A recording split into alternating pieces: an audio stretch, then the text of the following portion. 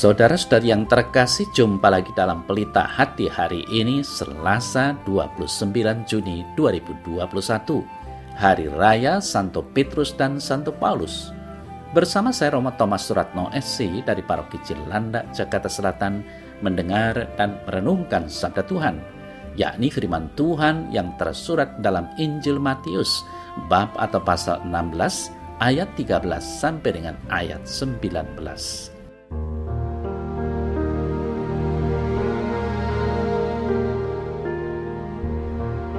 Setelah Yesus tiba di daerah Kaisaria Filipi, ia bertanya kepada murid-muridnya, "Kata orang, siapakah anak manusia itu?" Jawab mereka, "Ada yang mengatakan Yohanes Pembaptis, ada juga yang mengatakan Elia, dan ada pula yang mengatakan Yeremia atau salah seorang dari para nabi." Lalu Yesus bertanya kepada mereka, "Tetapi apa katamu, siapakah aku ini?" Maka jawab Simon Petrus, "Engkau adalah Mesias, Anak Allah yang hidup."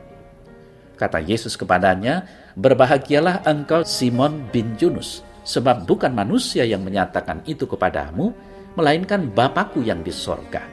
Dan aku pun berkata kepadamu, engkau adalah Petrus, dan di atas batu karang ini aku akan mendirikan jemaatku, dan alam maut tidak akan menguasainya. Kepadamu akan kuberikan kunci kerajaan sorga. Apa yang kau ikat di dunia ini akan terikat di sorga, dan apa yang kau lepaskan di dunia ini akan terlepas di sorga."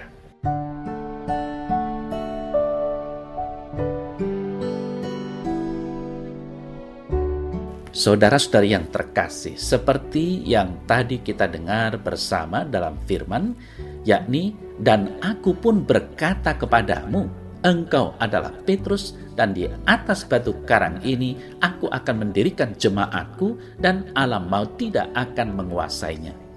Kepadamu akan kuberikan kunci kerajaan sorga.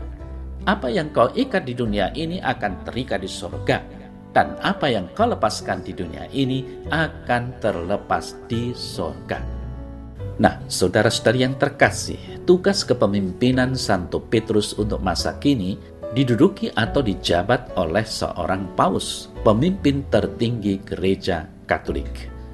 Pada hari raya Santo Petrus dan Paulus ini, kiranya gereja hendak mempertegas pengakuan iman. Memang Petrus adalah pemimpin gereja yang tertinggi di dunia ini, namun di samping itu yang perlu diyakini adalah Yesus menyerahkan gereja pada para rasul dengan dasar pengakuan iman yang sama dengan Petrus. Yesus adalah Mesias, Anak Allah yang hidup. Saudara-saudari yang terkasih, murid Yesus yang bernama Petrus dikenal sebagai murid yang terus terang dan apa adanya. Petrus menjadi murid yang mengungkapkan identitas keilahian Yesus. Yesus adalah Mesias, Putra Allah yang hidup. Petrus bukan hanya memahami Yesus sebagai Mesias, tetapi juga sebagai Anak Allah yang hidup. Pernyataan iman Petrus menjadi tonggak berdirinya gereja di dunia ini. Dengan istilah jemaatku, Yesus menunjukkan hak kepemilikan atas umatnya. Di atas diri dan pengakuan Petrus, Yesus menjamin bahwa kuasa kegelapan tidak dapat menang dan menaklukkan gerejanya. Saudara-saudari yang terkasih, di dalam Kisah Para Rasul, bab atau pasal 12 ayat 1 sampai dengan 11, dikisahkan mengenai amanat Santo Paulus kepada para penatua sebagai saksi penderitaan Kristus.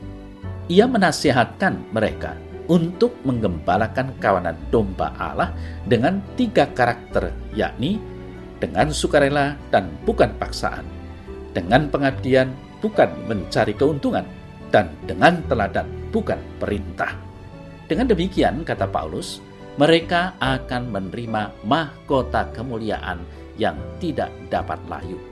Nah, saudara saya terkasih, kalau hari ini kita merayakan Hari Raya Santo Petrus dan Santo Paulus, saat yang tepat bagi siapa saja yang dipanggil sebagai gembala untuk merefleksikan diri seperti apakah karakter yang seharusnya dimiliki.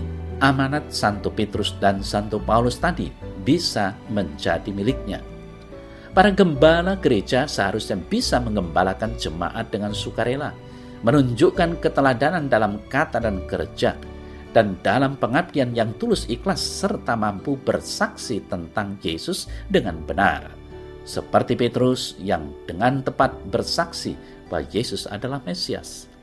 Pengenalan yang tepat terhadap Yesus akan memberikan pemahaman yang tepat pula kepada jemaat. Dengan demikian, jemaat sungguh-sungguh digembalakan. Jemaat merasa aman, nyaman, dan terpenuhi kebutuhan rohaninya. Singkatnya, saudara-saudara yang terkasih, Hari Raya Santo Petrus dan Paulus mau menggarisbawahi peran sentral gembala gereja, yakni sebagai pelayan, bukan pengejar jabatan dan hormat.